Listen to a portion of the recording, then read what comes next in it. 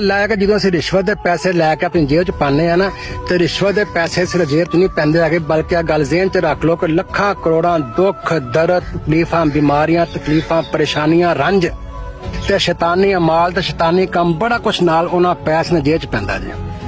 ਤੇ ਫਿਰ ਅਸੀਂ ਉਹ ਪੈਸੇ ਨੂੰ ਕੀ ਕਰਨੇ, ਉਹਨਾਂ ਪੈਸੇ ਨੂੰ ਜਾ ਕੇ ਅਸੀਂ ਬੱਚਿਆਂ ਨੂੰ ਰੋਟੀ ਖਵਾਉਂਦੇ ਆ, ਕੁੱਕੜ ਕੜਾਈਆਂ ਖਵਾਉਂਦੇ ਆ, ਲਓ ਬੱਚੇ ਰੱਜ ਕੇ ਖਾਓ, ਸ਼ਾਬਾਸ਼ ਅੱਬਾ ਤੁਹਾਡਾ ਬੜਾ ਪੈਸੇ ਕਮਾ ਕੇ ਲੈ ਕੇ ਆਇਆ ਜੇ। ਤੇ ਫਿਰ ਜਨਾਬ ਅੱਲਾ ਬੱਚੇ ਹੁੰਦੇ ਨੇ ਬਿਮਾਰ ਤੇ ਜਾਂਦੇ ਨੇ ਹਸਪਤਾਲਾਂ ਦੇ ਵਿੱਚ ਤੇ ਫਿਰ ਹੁੰਦੀ ਹੈ ਤਕਲੀਫ ਆਪਣੇ ਆਪ ਨੂੰ, ਇਹ ਨਹੀਂ ਪਤਾ ਸੀ ਕਿਸੇ ਦਾ ਮਾਲ ਖੋ ਕੇ ਖਾਦਾ ਸੀ, ਉਹ ਅਸੀਂ ਭੁੱਲ ਜਾਂਦੇ ਹਾਂ। ਤੇ ਦੂਸਰੀ ਗੱਲ ਹੈ, ਸੁਣ ਲਓ ਗੌਰ ਨਾਲ ਕਿ ਕਿਆਮਤ ਵਾਲੇ ਦਿਨ ਹਰ ਮਾਲ ਦੇ ਬਾਰੇ ਪੁੱਛਿਆ ਜਾਣਾ ਤੇ ਕਿਸ ਤਰ੍ਹਾਂ ਕਮਾਇਆ ਤੇ ਕਿੱਥੇ ਲਾਇਆ।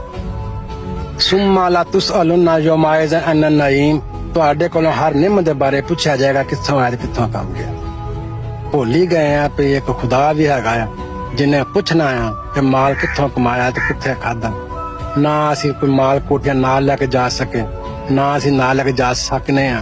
2 ਰੋਟੀਆਂ ਸਿਰਫ ਸਵੇਰ, 1 ਦੁਪਹਿਰ, 2 ਸ਼ਾਮ, 5 ਰੋਟੀਆਂ ਵਾਸਤੇ ਐਡਾ ਜ਼ੁਲਮ ਕਿ ਅਸੀਂ ਲੋਕਾਂ ਦੇ ਕੱਪੜੇ ਲਾ ਲੈਂਦੇ ਆ। ਅਸਤਗਫਿਰullah, ਅਸੀਂ ਲੋਕਾਂ ਨੂੰ ਪਰੇਸ਼ਾਨੀ ਪੈਦਾ ਕਰ ਦਿੰਨੇ ਆ। ਲੋਕੀ ਮਜਬੂਰ ਹੋ ਕੇ ਪਤਾ ਨਹੀਂ ਕਿੱਥੋਂ ਪੈਸਾ ਲਿਆ ਕੇ ਤੇ ਸਾਡੀਆਂ ਫਿਰ ਫਰਮਾਇਸ਼ਾਂ ਪੂਰੀਆਂ ਕਰਦੇ ਨੇ।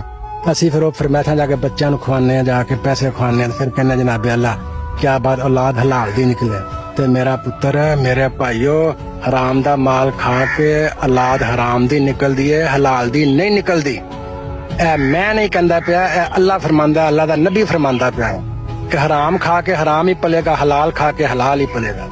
ਖੁਦਾ ਦਾ ਨਾਂ ਜੇ, ਖੁਦਾ ਦਾ ਨਾਂ ਜੇ, ਖੁਦਾ ਦਾ ਨਾਂ ਜੇ, ਰਿਸ਼ਵਤ ਨਾ ਲਿਆ ਕਰੋ।